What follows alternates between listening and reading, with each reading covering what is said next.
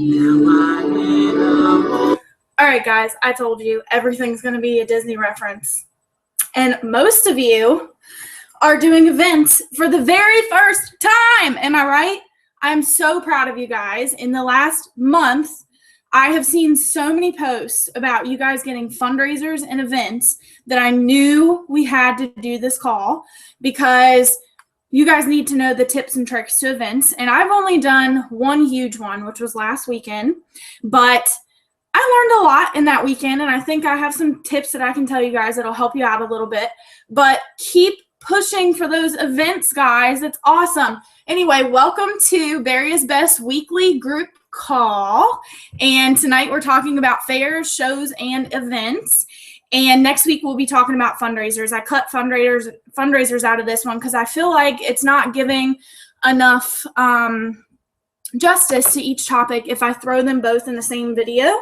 Now, I'm not saying that this video is going to last the entire hour, but I'm going to hit on as much as I can. I watched a few of my friends' videos on events today and took some notes from them as well, and I've thrown some stuff in here that I do.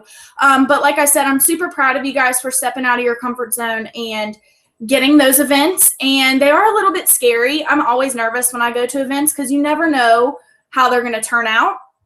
But usually most of the time you have a really good chance at finding new hostesses, new recruits, and making sales. Now, I just want to remind you guys there is a chat box to the right of the video. If you're on your phone, you probably don't see it. But if you're on your computer, there's a chat box. I made a list of the questions that you guys had on Barry's Best, and I'm going to cover all those questions or just throw them in here. But if you have any more questions as we go, just I have the chat box up on my other computer, and I will see it as we go. So the first thing that I want to say about events, a topic came up last week or the week before on Barry's Best about people saying $200 was, asking if $200 was a good event price. And a few people chimed in before I could get to it and said that $200 was way too much. I am kind of biased on both. So I'm going to start off and say you don't have to go for the big events. You don't. So like the big home and garden shows, boat shows, the big craft fairs that the booths are like between like $500 and $2,000. You don't have to go for those. There are smaller events out there, and those are sometimes the best events that you can get. Now, if this 200-person event or $200 event has 5,000 people going, which mine did. I paid $175 for a whole weekend, and mine had over 5,000 attendees. It's totally worth it, guys. You're going to make that money back, not only in sales, but in getting party hostesses and recruits. So you don't have to go for the big events at first, and if you can't find the big events, I'm here to tell you that the small events are great as well. So, and the holidays are the perfect times for events. You guys know this is when schools do their craft shows, when there's more like the Pumpkin Festival in Milton. There's so many awesome things for the fall and winter because people are doing their Christmas shopping, and fairs and shows are awesome places to go and Christmas shop. So this is the perfect time to be lining up those events. And of course, these are going to help you big time for the Disney trip. Huge. Not only in PRV, but stepping outside of your market and meeting new people and getting new hostesses and new recruits. So events are huge for that. So I also want to say, don't go into an event for just the sales. So my last event, I know I told you guys what I sold, but I didn't really tell you the connections that I made. I sold almost $2,000 at that weekend event, which was awesome. I paid for the money that I put into it. I got hostess rewards back, and I get a paycheck from it next month. When I sell my stock, I always reorder it so that I always have stock on hand. I never just take the money and run with it. That's not how I do business. But don't go into events just for sales. I know a lot of events, you're going to make more sales than anything, but you need to go, you should be worried about contacts for consistent income of the coming months and years. So what I mean by that is, instead of worrying about those sales that are just going to come for that day or that weekend, you need to go for the connections that are going to last a lifetime for your business. So I'm going to talk about 3 different connections that I made, 2 from this last weekend and 1 from an event I did in April. And if Terry's listening, she lives here in North Carolina. When I first moved here in January, I tried everything I could to find events around me. And I found this small event at it was like an event catering place, and it was really small. I'm not going to beat around the bush. The event kind of sucked. All the vendors ended up just buying from each other because the way that they marketed the event did not bring enough people in. I only paid like $50 for the weekend. I ended up making that back in sales, which is great. But the reason I'm bringing this up is because I met a vendor there. She was selling something else. We hit it off. She purchased some bars from me, and a few months later, she joined my team. So you never know who you're going to meet at these things. I'd never known her before. Never talked to her before. We chatted about the business opportunity. She asked me how I did with my business. I was honest with her, told her I loved it. I love everything that I do. And we became Facebook friends. I always try and connect with everybody that I meet, from fundraisers, events, parties. I just try and connect with them as much as possible. And we connected, and she joined in July for the $49. So you never know, even if the event stinks. Like, I worked really hard at that event to set up my table with my little brother, and I made my $50 back, but I thought it was a bust. A few months later, I have a new recruit. So even if you feel like an event is a bust, you never know what those people are if they're gonna turn into party hostesses or recruits for you. So go into events wanting the contacts, not necessarily the sales. If you're going in there worried about, gosh, how much am I going to sell today? How much stock did I bring? Don't worry about that. It's all about the connections and who you're trying to meet and getting outside of your market. So I also went to the doctor last week. For those of you that are friends with me on Facebook, I went to the doctor last week, and the nurse, she was taking my blood pressure, and she kept looking at me, and I had a Scentsy shirt on, and she finally said, "Hey, you're that consultant from the Sneed's Ferry Shrimp Festival last weekend." And I was like, "Yeah, that's me," and she said, "I stopped and I picked up your card, I'm so-and-so, nice to meet you." And she asked me how I did. So I told her how I did. I did really well. And she wanted to know more about the business opportunity. And so I told her, I showed her the picture of the enhanced kit. We talked. She followed me to get my blood work done, was asking tons of questions, gave me her phone number. We've been texting, and hopefully she either becomes a party hostess for me or maybe a recruit. I mean, you never know. And then I talked to a girl at the event. She actually walked into my booth, and I said hi and everything. She didn't really seem interested talking to me. So I kind of just let her and her friend, shop around. You kind of have to gauge your customers as well. So if they're coming in and they're not receptive to you, like talking to them and everything, kind of let them just do their own thing for a little bit, and then maybe try and talk to them a little bit later. So she came in with her friend, and they were walking around the booth, and she was pointing out these warmers. "Oh my gosh, girl, that one's retired. Oh, that one's on the retired list." Like, she knew so much about Scentsy, like picked up my discontinuing list and was like, "Yeah, this stuff's going to be gone at the end of the month. It's 10% off." Like, she knew so much about Scentsy. And I can't take credit for this. My husband actually heard her, and he was like, "Are you a Scentsy consultant?" And she said, "No, I'm not." And he said, "Why? Why are you not a Scentsy consultant? Like, you are doing my wife's job right now. You are seriously selling this." Her friend ended up buying like over $100 worth of product. The girl who was talking Scentsy didn't buy anything, but she's like, "Yeah, kind of consultant hop, but I'm obsessed with Scentsy. I buy it from who I can get it from." Well, I had my little possibility packets there, and I brought out a packet, and I said, "I'm not trying to pressure you or anything. You said that you had some Scentsy consultants. I'm not trying to push you into anything, but here's an opportunity packet. You already know your stuff so well. You just made me a sale. I didn't do any of that work. Just imagine going on tons of trips." And I told her about all my trips. "Imagine making money off of what you buy and off what your friends buy, and you already know a lot about the business. You don't have to learn so much." I haven't heard from her yet, but I have a feeling that I probably will eventually.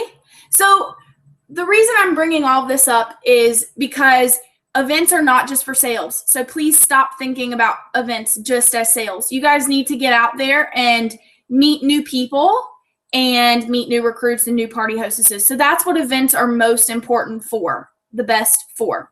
So I do have notes, but they're all over the place. So if I'm all over the place, it's because my notes are. So how to find events. There's tons of different ways to find events. When I first moved here, what I did was I didn't really know like where I was, where my town was in relation to North Carolina. So I went on Google Maps, pulled up North Carolina and my little city, wrote down names of larger towns around me, so like Sneads Ferry, Swansboro. I wrote these places down. I went to Google, typed in, these cities, and if you go on your city's websites, they actually usually have an event calendar. So I checked that event calendar, and that's actually how I found that Swansboro Shrimp Festival was on one of their event calendars. So that's awesome. Just randomly Googling too, like vendor events in my area, fairs and shows in my area, that'll bring up stuff. But also an important thing to do is to talk to your customers. Make sure that your customers know that you're interested in events.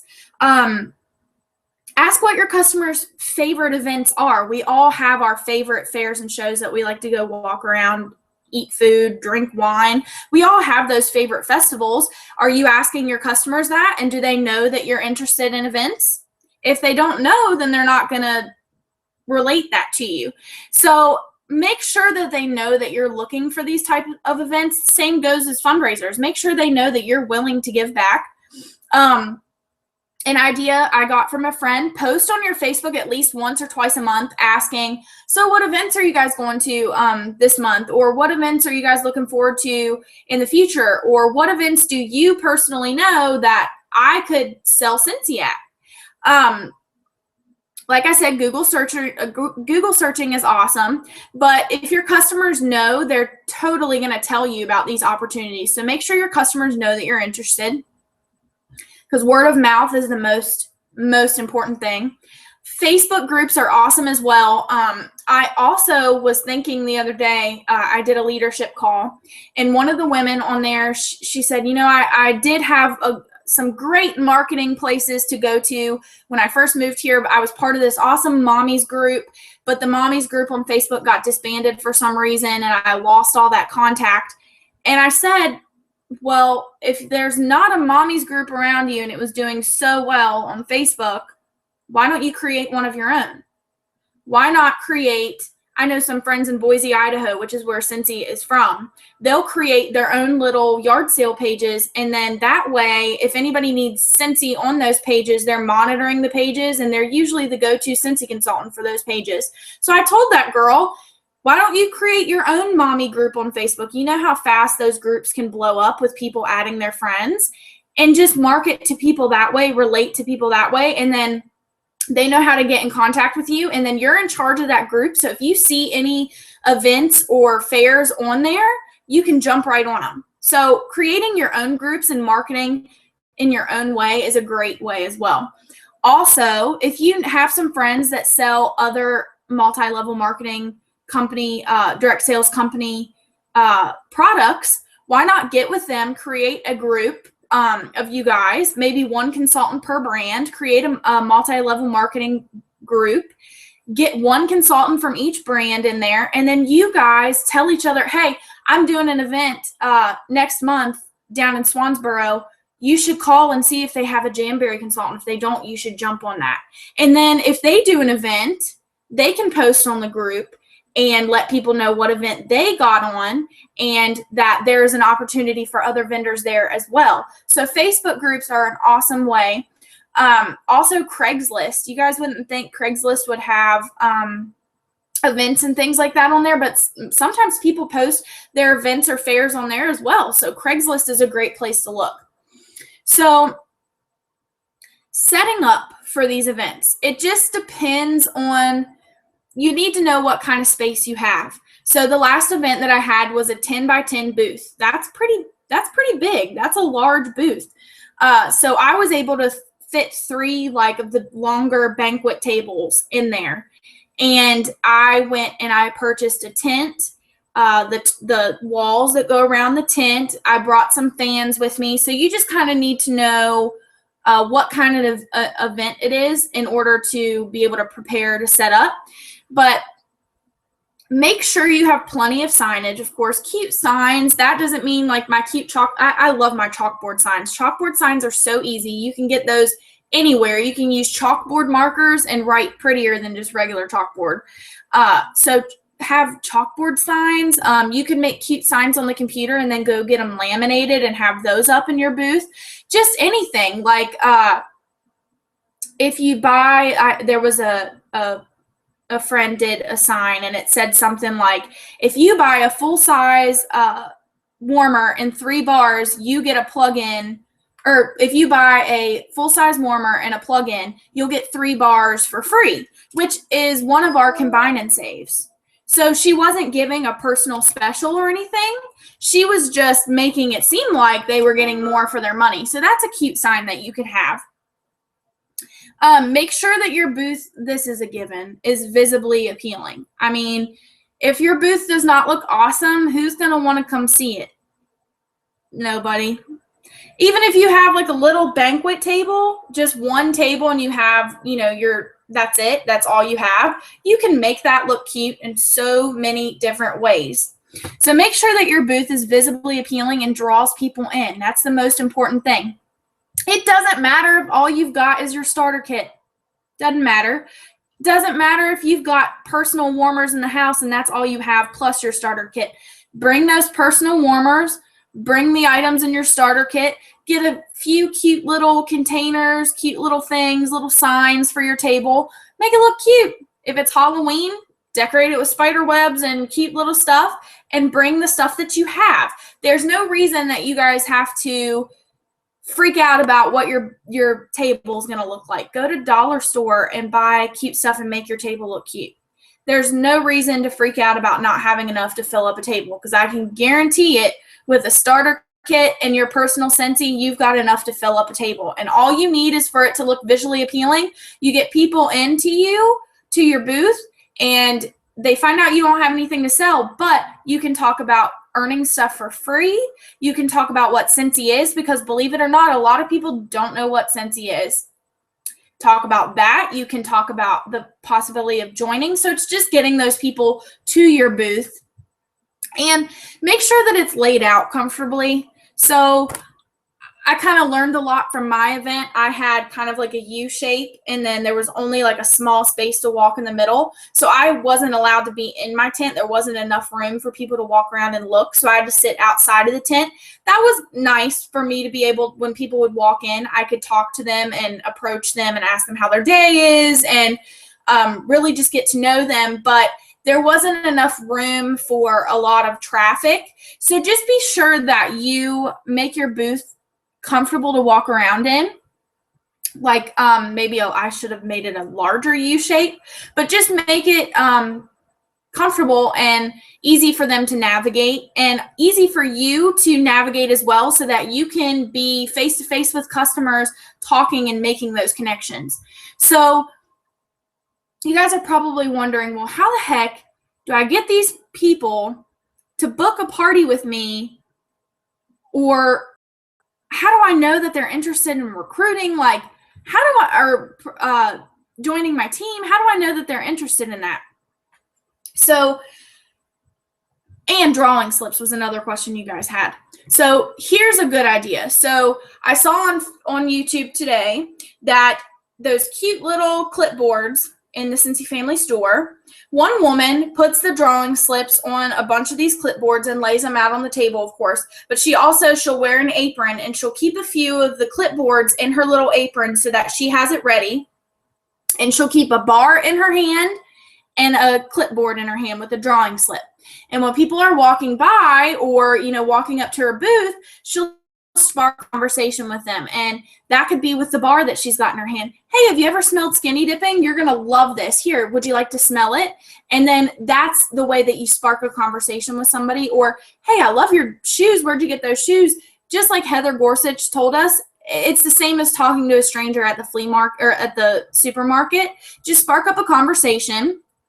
Ask them if they've ever had Scentsy before, what their favorite scents and warmers are. Just spark a conversation with them and then say, hey, well, I've got this drawing slip here. I'm doing a drawing for a free warmer in a bar. Would you like to, sign up for my drawing? That drawing slip, you can make your own, but Scentsy has some that they sell. I think they come in 150 little packets, and it's got all their information on it, whether they're interested in hosting a party, if they want to join your team, any kind of information that you need about that customer is on that drawing slip. So that's one way to talk to customers, but that's another way to approach them about your drawing slip. So of course they're going to fill it out. Obviously they're going to hand it back to you, right? Well, flip that drawing slip over and continue the conversation. And on the back of that drawing slip, make notes about your conversation so that when you go to contact that person or they contact you again to follow up, you have that card to remember who that person was. And maybe they say something like, well, I'm really broke this week, but next week I get paid. I might be interested in ordering. You can write that on the back of the drawing slip and you know when to follow up with them and see if they need any Scentsy. So that's one way to get drawing slips into somebody's hands. Definitely do drawing slips, guys. Those are awesome. Even if people come into your booth and they don't purchase anything and don't fill out an order form, you still have that information for them to follow up and to subscribe them to your newsletter. So the drawing slips are huge. Now, there's a few different ways to book parties at these events. Of course, talking to your customers and kind of listening to what they're saying. Like if they can't afford something, offer the party opportunity. The other way is in the Scentsy Family store, there used to be, I don't know if they're still there, balloons, but you could go and get purple and green balloons on your own. Blow those up, and inside, I did this at my party one time. It was super fun. Inside, I put a booking prize. So like pop this balloon and you'll get 20% off your order, or pop this balloon and you'll get a free plugin for hosting a party for me. So have a bundle of those balloons out with a sign that says pop a balloon, host a party with me, and you'll get what's inside of the balloon. So that is one thing that you can do. You can also play the dice game that Katie plays at her parties. You can, again, just listen to what your customers are saying. If they're saying they don't have any money to spend, just listen. If you think that they're eligible, like ready to host a party, jump right on it and say, well, if you come over here and roll this die, whatever number you get is going to correspond to a number that I have on this piece of paper. If you roll a 6, you're going to get a free full-size warmer. Isn't that awesome? You could get this for free. Even listen to customers who say, they ask how much it is, how much a warmer is. You say, well, this warmer right now is $31.50. It's 10% off, but can you imagine getting that warmer for free? Let me tell you how you can do that.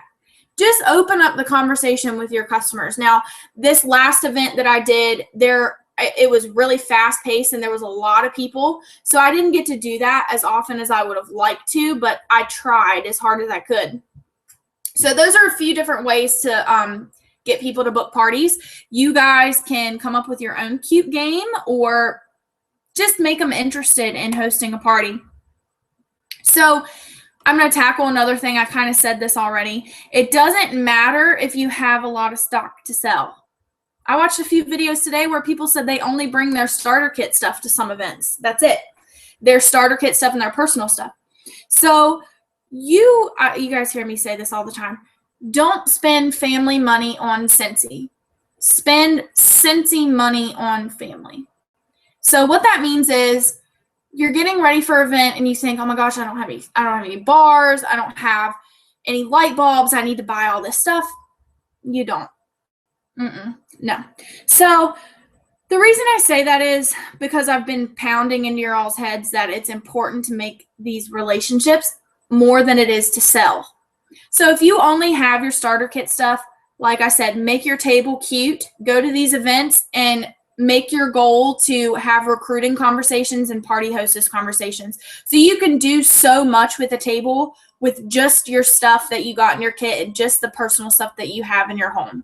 So do not worry about having stock at your at your event. Just make sure that it looks nice and that you've made your table look cute and inviting for everybody and you have nothing to worry about. Now, I had some questions on displaying bars. So I bought a grid wall from, and I've been wanting one for a long time. I spent about $200 on a grid wall, but it's got wheels and everything on it. I got it from Store Supply Warehouse, and that is the walls that you can hook the bars in. Now, I am only going to use that for events, for sales at events. When I'm at home, I lay my bars flat in a cubicle shelf in boxes, and I keep them flat because we actually just learned at reunion that it's not good to keep them upright all the time because the oils can seep to the bottom and the bar won't be useful anymore. So I did buy grid wall for my event, and or I've seen people use plastic compartment drawer organizers. A lot of people get them from like Walmart or somewhere like that. And they're just the little drawer things, and then you can stand them up straight and do alphabetical order or something like that. I saw a cute idea today where the woman took the lid off of it. Of course, the bars were in there. And she used ice packs and put it in between the lid and the bar box so that there was a little space in between there where the ice packs would sit. So if you're outside and it's like 90-some degrees like it was at my event, the ice packs were keeping them cold underneath the little drawer compartment. Also, I didn't listen to Kim on this. Kim called me the night before my event because she knows I had never done one before, and she does a lot of big events. And she told me, she said, you need to bring a cooler for your bars because it's going to be hot. Well, the first day, everything was fine. Nothing melted. I was like, oh, okay, we're great. We're good. Nothing to worry about. The next day, it got sweltering hot, and I had nothing to keep my bars cool or keeping them from melting. So I would suggest you guys, I had a lot of bars that I was switching in and out. Like if one sold, I would put another one up. Keep the ones that you're not using in a cooler somehow. Keep them somewhere cold because I even had fans out and it wasn't working. Keep them in a cooler, or you do the ice pack idea because they will melt when it gets hot. I ruined about 30 of my bars. Thankfully, they're not too bad and I can just remelt them and fix them. But just be careful with your bars because that stuff's precious. We know that. So someone asked me too, well, I'm doing an event and there's no electricity. Thankfully, that last event I did had electricity, but you can also get the portable little generators, and some of them are super cheap, reasonable, you know, and good tax write-off as well. You can buy the small generators and take them with you to outside events where there's not electricity, and sometimes inside events don't have electricity either. So that's also something to think about, because if it's indoors and you're wanting to warm a scent, but there's nothing for you to plug your stuff into, you need to have that generator. Now I've just made notes on what you guys should bring to these events. So make sure to bring plenty of extension cords and surge protectors because you're going to want to plug, you know, your warmers in and everything, and your fans if you bring them. Another cute idea that I've seen that's kind of taken off is called a sample bar. So usually people, for my event, I put them in little baggies with business cards. I made about 300 samples. But a sample bar is a good idea too. I just didn't have time to do one.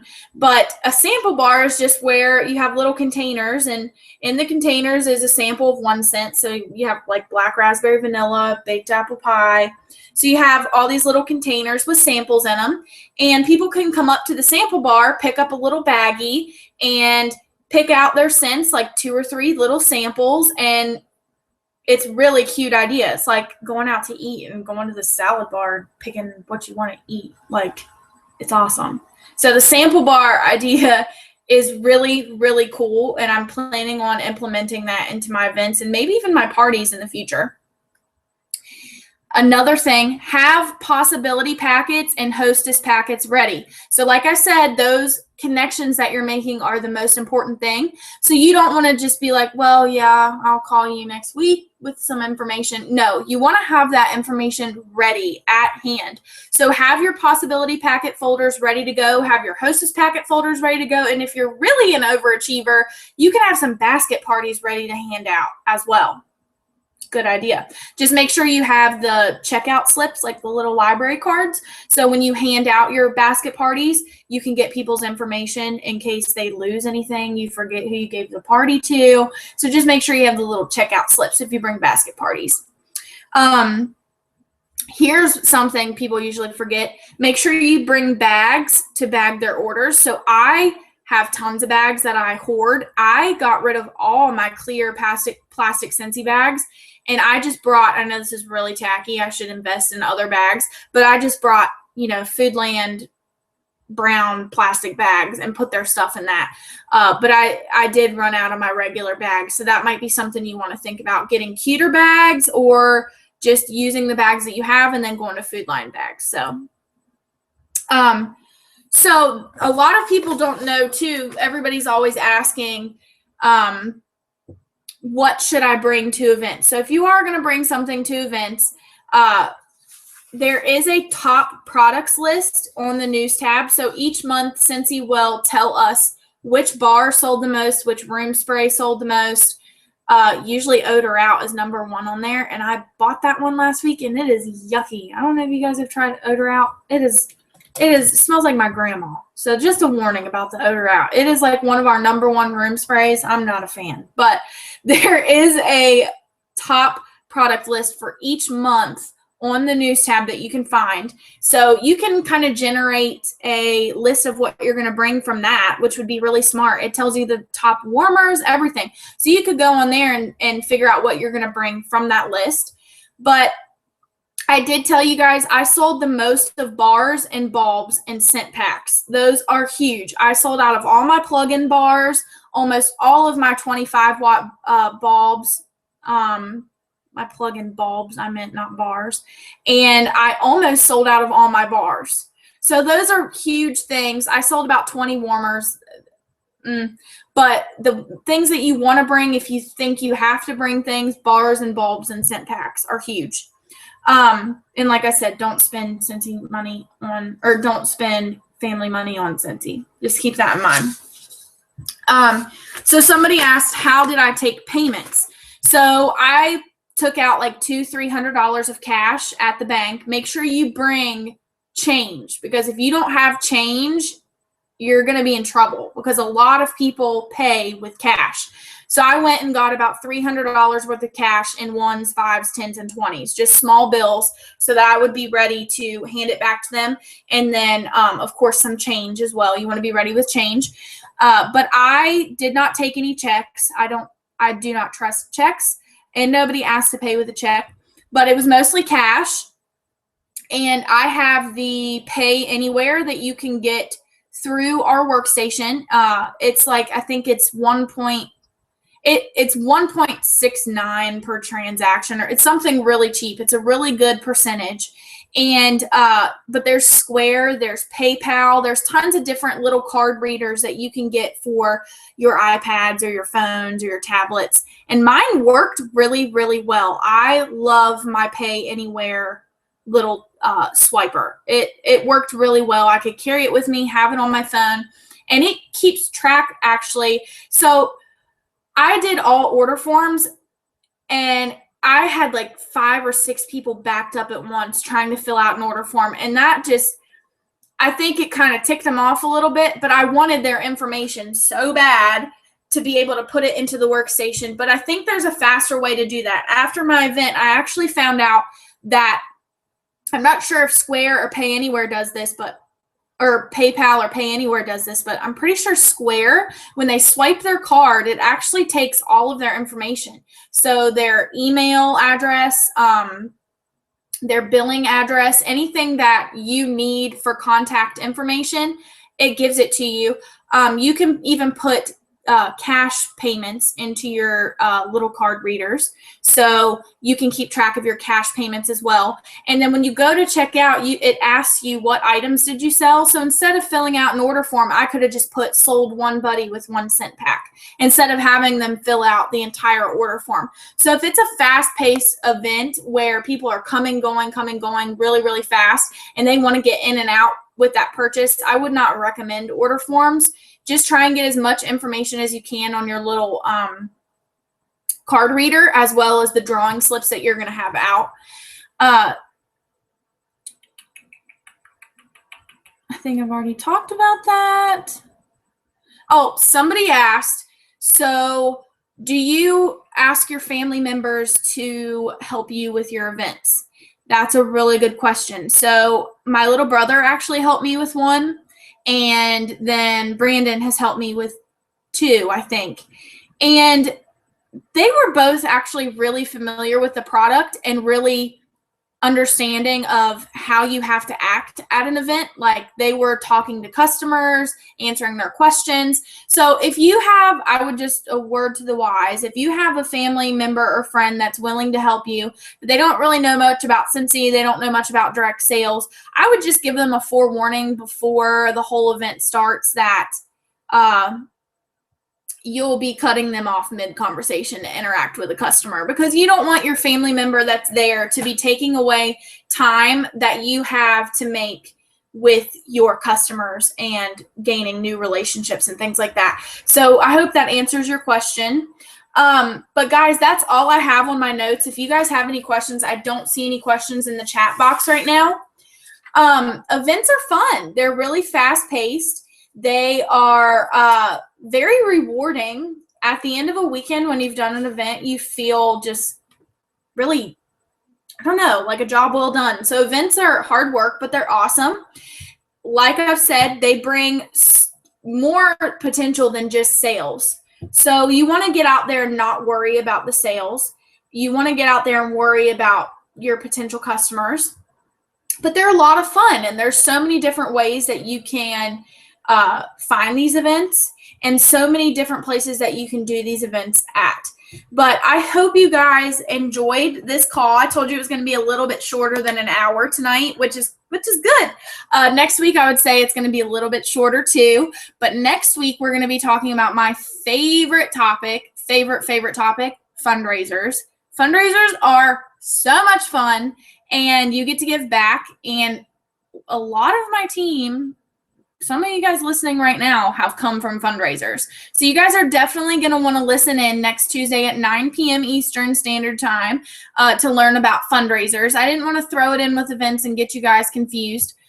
Oh, one more thing I'll say about events. Somebody asked this about fundraisers, but it can go for events too. You don't have to put your orders in as events or fairs, or if it's a fundraiser, you don't have to put it in as a fundraiser. You can go all the way back to 2011 when I started and see I have put every single one of my orders in as a basket party.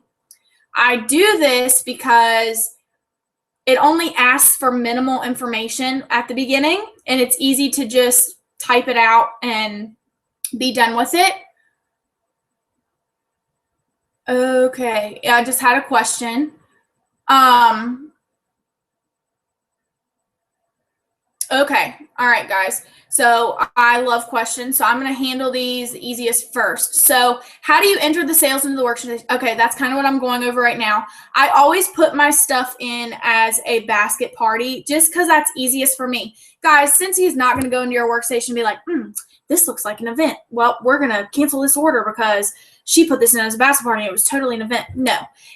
Your workstation is mainly for you, an organizational tool for you. So I don't think I've ever closed a party as a fundraiser or a event or anything like that. That may be bad. Some Scentsy consultants are probably going to watch this and be like, what is she doing with her life? But putting it in as a basket party, that's how I enter all the orders on the workstation. Do you explain to customers about shipping when you don't have stock at the event? So this is a tough one for me. In the United States, well, the contiguous United States, we get free shipping up to $150. And I go into an event either feeling A, that I'm going to make that much in sales, or B, I'm just going to add those sales to a party that I already have open. So I don't charge shipping. I do charge tax. Always charge tax, guys. Do not ever not charge tax. So always charge tax. I never charge shipping. In Hawaii, I did, because we had to pay shipping. But in contiguous United States, we don't have to pay shipping. So I do not charge shipping, but that's if they're local. Now, if they are further away and you guys can't meet, you guys can't get together to deliver the product, I just have my computer or my tablet there, and I automatically input their order into a party and calculate their tax and shipping and direct ship it to them right after the event. And I let them know, it could possibly take 5 to 10 business days and stuff like that. Now, Amber asked, this may tie into next week's video, but if you get someone interested in a fundraiser at an event, what's the best way to go about that? So if you have somebody approach you about a fundraiser at an event, hop on that. I would treat it like a party. Go ahead and sit them down. I bring my planner with me. So I have my planner laid out with dates that I have open. Sit down with them and just kind of get an idea of what dates they want to have the fundraiser. At least get their dates on the catalog, on your books. Don't worry about the logistics of, how long you're going to, run it, and if it's going to be online, is it going to be online and packets. Don't worry about the specific logistics. I would just take down their information for the fundraiser, their contact information, and get a few dates on the books, maybe a 2-week time span of what they kind of want to do for this fundraiser. And then after the event, follow up with them. Follow-ups are really important, you guys, and that's something I struggle with, and I'm trying really hard to fix that. I have a really hard time picking up the phone. I can do these things, but I can't pick up the phone. So I'm trying to step out of my comfort zone a little bit and start calling people after the initial meeting and the initial order. So I would just get their information and chat with them after the event. Because like I said, most times events are so fast paced that if you spend too much time with one person, you may miss another opportunity. So you just got to be in the zone and know what you're doing and whose attention needs what. So definitely have your planner there and your books there so that you can take dates down for sure. So I haven't seen any more questions pop up. I hope that helped you guys. I'm not really good at on the fly questions, but I hope those were good answers. I'm going to wait a few more seconds and see if there's another question that pops up. But if you guys have any questions, of course, I'm going to post this video in Barry is Best, and then you guys can ask questions below the video or on the video comments, whatever you want to do. I am always open to questions.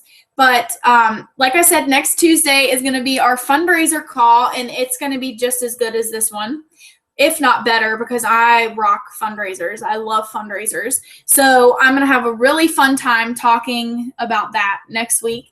And I hope this call opened up a whole new world for you. It might not have been a magic carpet ride, but I hope you guys had fun, and I really enjoyed this call. I hope you learned some things, and I cannot wait to see, I'm so excited to see your all's event setups this fall and to see how well you do and how many recruits and party hostesses you get from these events. Now, don't feel bad if you do one event and you kind of, like my last, the big event that I did, I'm kind of looking back now like, wow, I really should have done this. I should have done this. Well, now that I know what I want to do, I should be out looking for more events so that I can fix those things that I know that I did wrong. So don't feel bad if you fall a little short your first event, even your second event. Don't feel bad. Just give it all you've got. Try your hardest. Do your best. And that's all you can do. All right, guys, I can't wait to see the events that you guys have coming up, and I will talk to you next Tuesday. Thanks for tuning in. Bye, guys.